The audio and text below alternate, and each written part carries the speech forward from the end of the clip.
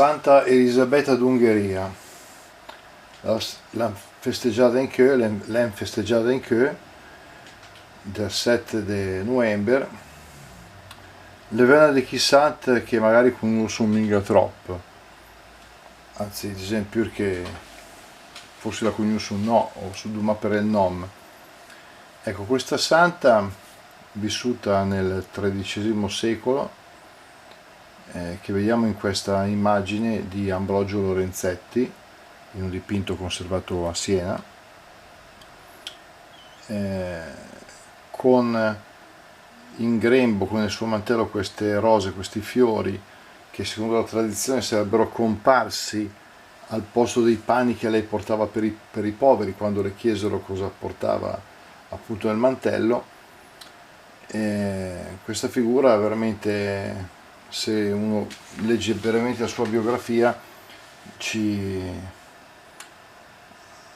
lascia tanto da pensare, tanto bene da pensare, perché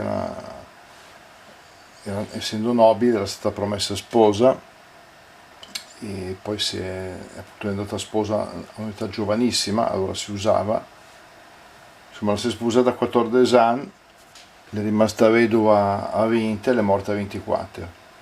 La avuto 3 bagai, un match e 12 anni.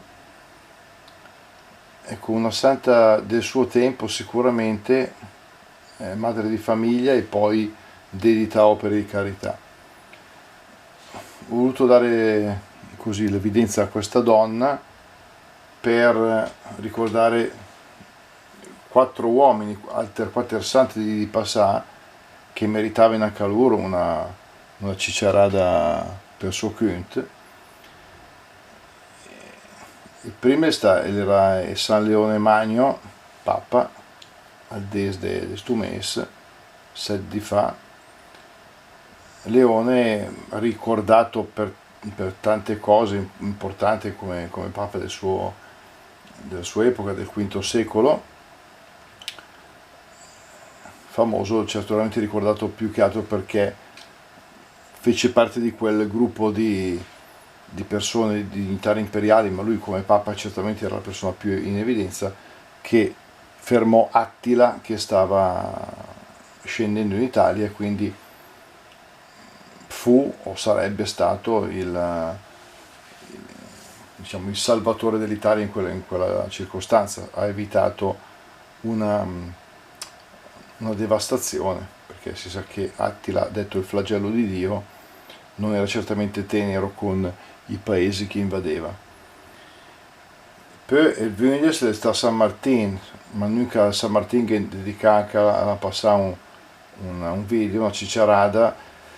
San Martin, come in italiano San Martino c'è il nuovo vino, la poesia di Carducci, la nebbia e gli articolli piovegginando sale, il ribolire dei tini, eccetera. Queste immagini collegate con l'autunno e anche con l'estate di San Martino, che in effetti si è verificata perché settimana passata il mercoledì di fatto era mica troppo bello, e il giovedì le sta così, venerdì sta un po' più severo. Dice che il San Martin de fatti la portà un'uggiata del su. Sappiamo che è una tradizione legata al famoso episodio del mantello, eccetera. Comunque San Martino è importante per tante cose, ripeto, l'avevamo ricordato lo scorso anno, anche citato come momento dell'anno in cui scadevano i contratti, quindi si poteva anche cambiare casa o luogo di lavoro. E poi venerdì sta il San Giosafat, vescovo e martire tra il XVI e il XVII secolo, che dell'Oriente, dei greco-cattolici, a est della Polonia, quindi nell'attuale Ucraina circa, la Rutenia si chiama quella zona. Un uomo che anche lui ha cercato di unificare, se possibile, insomma, le persone, e quindi uno che ha, vabbè, lui ha anche pagato con la vita per il suo impegno in questo senso. E poi lunedì, il 15 di novembre, era Sant'Alberto Magno, vabbè, che ovviamente a cui tengo in quanto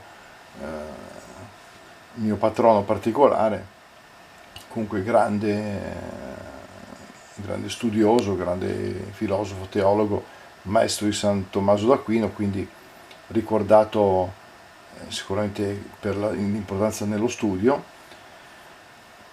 E come possiamo vedere sono santi certo di secoli differenti, perché andiamo dal IV secolo, diciamo fra il 3 e il 400 fino all'inizio del 600, quindi si parla di 1000 anni di storia che passano.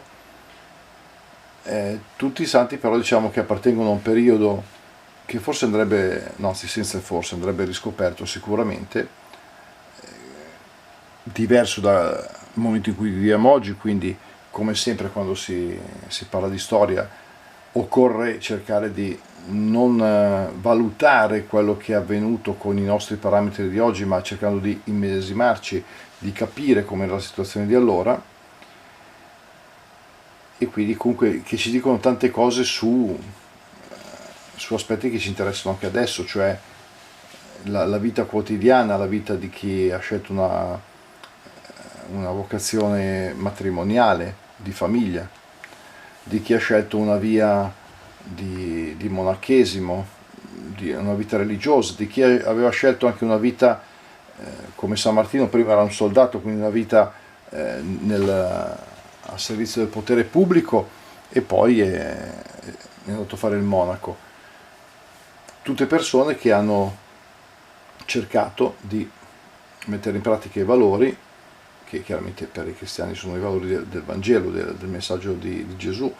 Per chi non è credente sono sicuramente delle persone che hanno comunque tenuto fede ai propri valori e hanno cercato di fare del bene per gli altri. E anche al giorno d'oggi ci possono dire tanto, appunto, in quello che può essere l'impegno nella famiglia, l'impegno nel proprio lavoro, nella vita pubblica, nelle scelte politiche, nel rapporto tra fede e politica, tra Chiesa e potere dello Stato, e quante cose. Quanti bei rob che si potrebbe pensare e anche imparare da sta gente che è stata vissuta 1000 anni fa, 1200 anni fa, 200 anni fa, quel che è, ma che appunto a adesso mi dicono tanti valori, tanti principi importanti. Ecco, quattro umenuni, come la varis dire il nostro Carlin Porta, umenuni con una donna, anzi con una tusa, perché adesso che dicevo che è una ragazza, una tusa, la che aveva